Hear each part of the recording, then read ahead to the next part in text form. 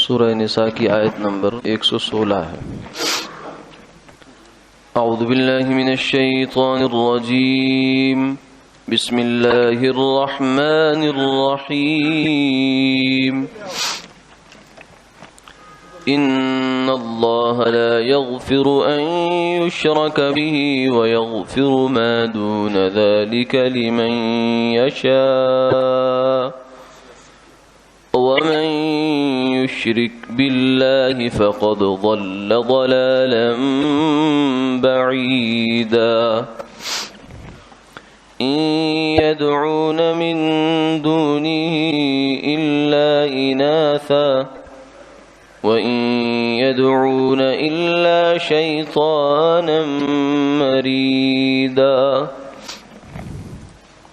صدق الله العظيم۔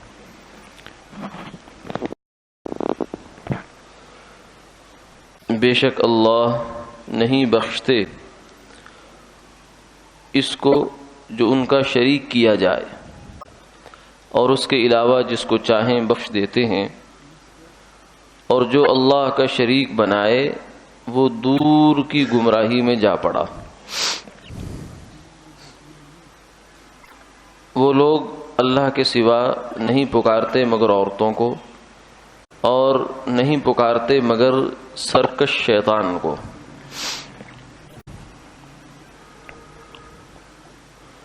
اس آیت مبارکہ میں اللہ رب العزت نے اپنا ایک ضابطہ بیان فرما دیا ہے جو قطعی، اٹل، حتمی اور دو ٹوک ہے۔ اس میں کسی قسم کا استثناء نہیں ہے، نہ کوئی چھوٹ ہے، نہ ڈھیل ہے، نہ تخفیف ہے۔ یہ پکا طے شدہ ضابطہ ہے۔ دو جگہ پر قرآن پاک میں اللہ نے اس کو بیان فرمایا ہے۔ ایک اسی صورت کے اندر شروع میں بھی اس کا تذکرہ ہوا ہے، اور ایک یہاں بیان ہوا ہے کہ شرک کو اللہ کبھی معاف نہیں فرمائیں گے۔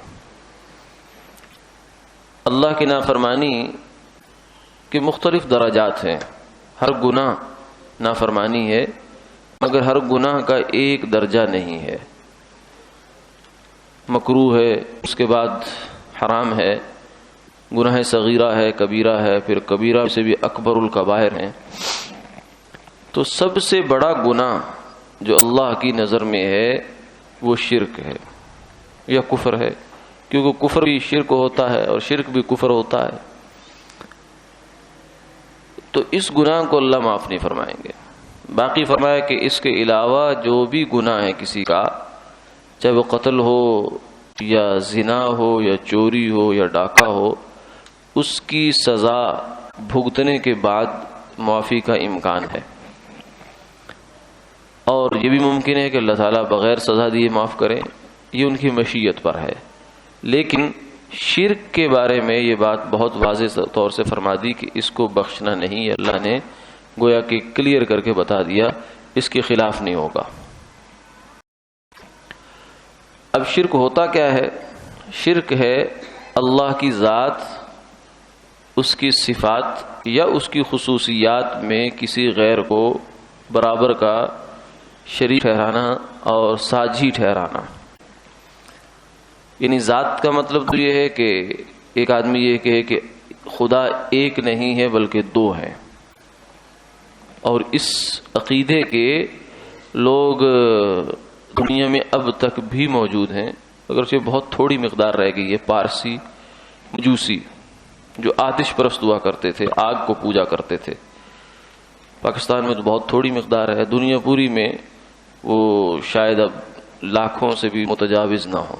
پارسی، ان کا یہ عقیدہ تھا کہ اس کائنات کو بنانے والے، چلانے والے دو خدا ہیں، ایک وہ ہے جو اچھے کام کرتا ہے اور ایک وہ ہے جو برے کام کرتا ہے۔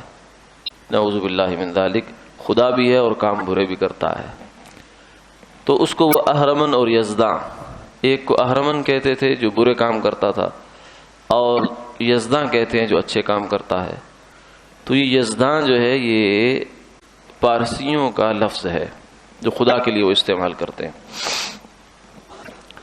تو دو خدا مانے جائیں یہ بھی ایک شرک کی صورت ہے کہ انہوں نے گویا کہ اللہ کی ذات کو ہی ڈیوائیڈ کر دیا، اس کو تقسیم کر دیا دو حصوں میں، آدھی خدائی ادھر چلی گئی آدھی ادھر چلی گئی، یا دو خدا برابر کے بنا دیے۔ اور لیکن مسلمانوں میں یہ ہے کہ باقی قوموں میں اس قسم کے عقیدے کا کوئی آدمی حامل نہیں ہے، لیکن عرض کرنے کا مقصد یہ ہے کہ بعض دفعہ انسان اس حد تک گمراہی میں چلا جاتا ہے کہ وہ خدا دو ماننا شروع ہو جاتا ہے۔ اس کے بعد دوسری جو درجہ ہے وہ یہ ہے کہ خدا تو ایک ہی مانا جائے، لیکن اس کی جو صفات ہیں اس کے اندر دوسروں کو بھی حصے دار بنا دیا جائے۔ اللہ کا ایک نام ہے جو اللہ کا ذاتی نام ہے جو اللہ ہی ہے، اور ایک اس کے صفاتی نام ہے جو 99 کے قریب عام طور سے معروف ہیں، اور ویسے تو ان کی کوئی حد نہیں ہے۔ تو یہ صفات ہیں اللہ تعالیٰ کی، وہ خالق ہیں، وہ قادر ہیں، وہ مبدی ہے، وہ معید ہے، وہ محصی ہے، وہ قدیر ہے، یہ سب ان کی صفات ہیں۔ وہ عالم الغیب والشہادہ ہے، وہ العزیز ہے، وہ جبار ہے، وہ متکبر ہے۔ ان سب صفات کے اندر کسی مخلوق کو شریک سمجھنا، کسی غیر کو شریک سمجھنا، یہ بھی شرک ہو جاتا ہے۔ اور یہ شرک کا دوسرا درجہ ہے کہ اللہ کی صفات میں کسی کو شریک سمجھا، چاہے وہ مخلوق کوئی بھی ہو، مقرب انسان ہو، کوئی فرشتہ ہو۔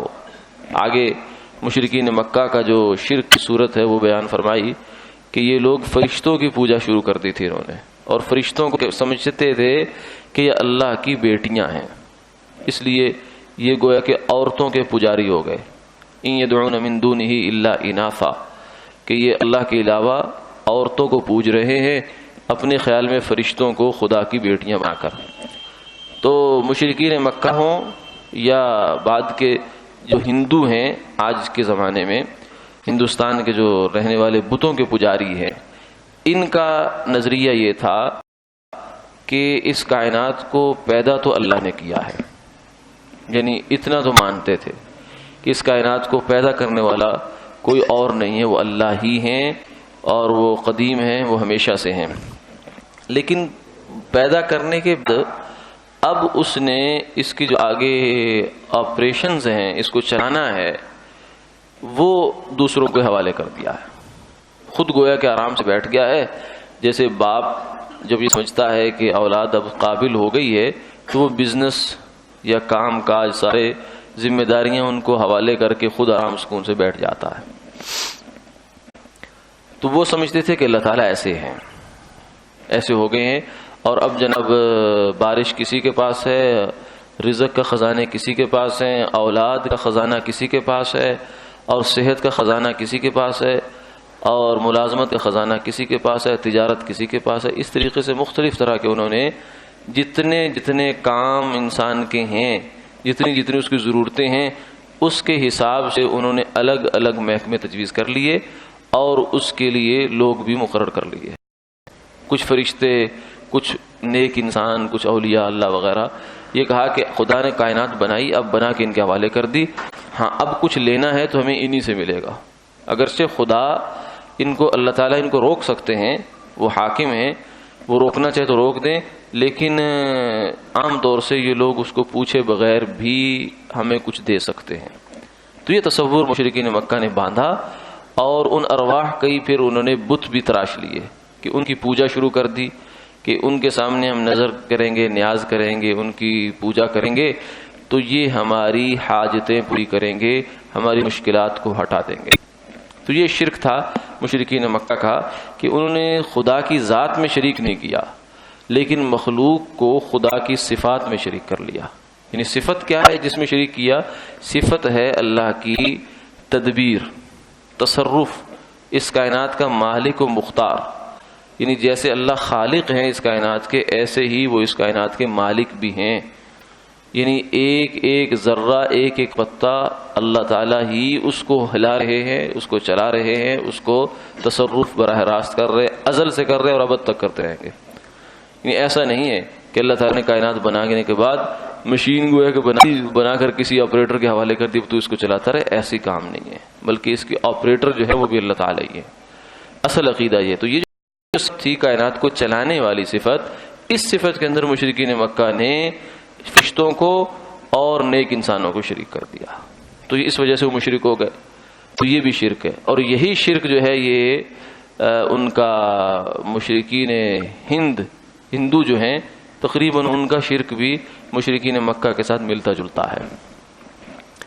اور اس کے بعد پھر تیسرا درجہ ہے کہ اللہ تعالیٰ کی خصوصیات میں کسی کو شریک کرنا، جیسے مثلا دعا کرنا.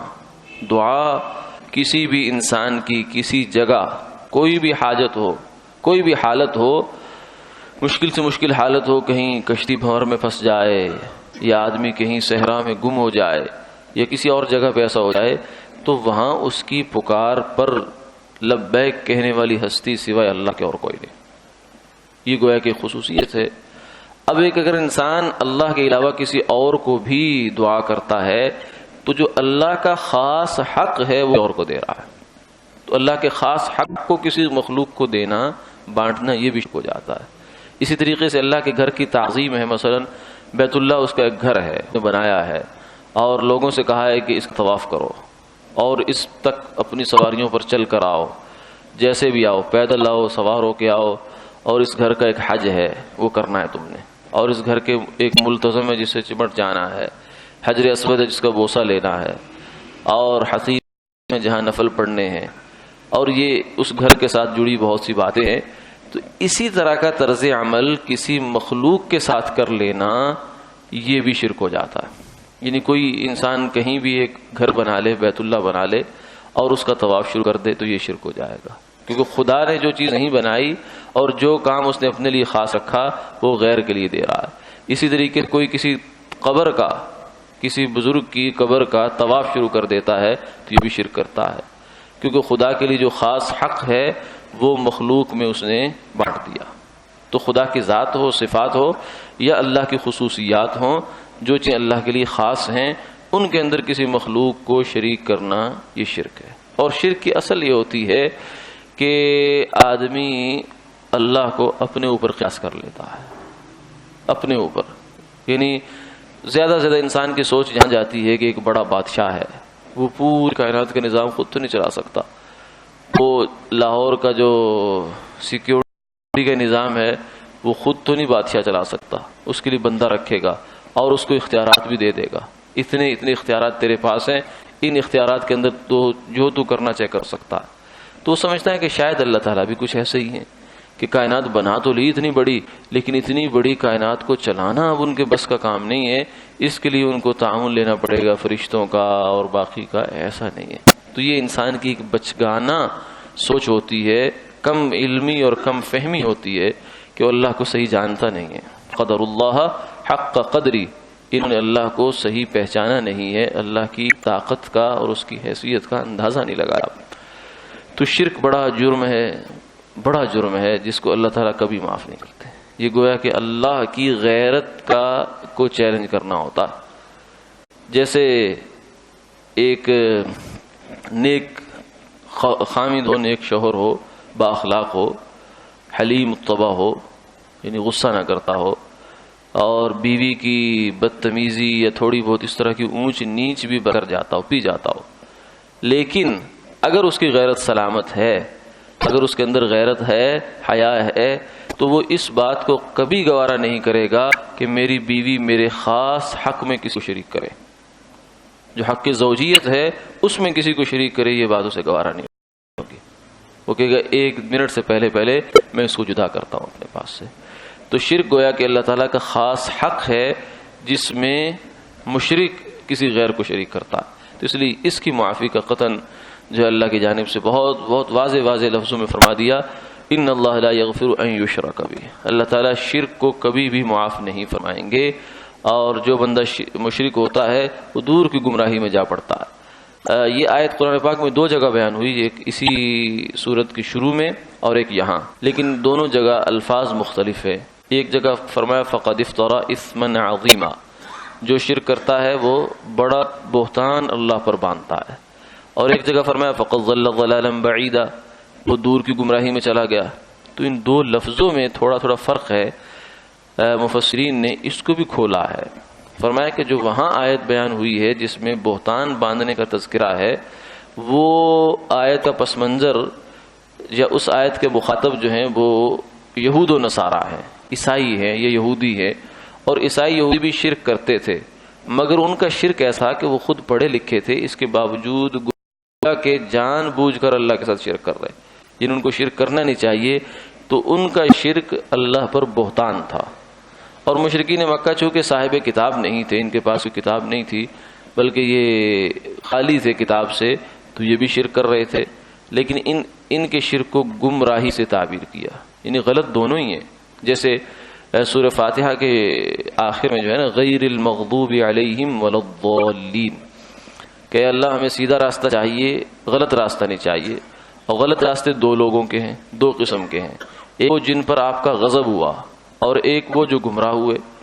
تو مفسرین نے فرمایا کہ مغضوب علیہم جن پر غضب ہوا یہ یہود و نصارہ ہیں، کہ یعنی جاننے کے باوجود نافرمانی کی تو ان کے اوپر اللہ کا غصہ ہے.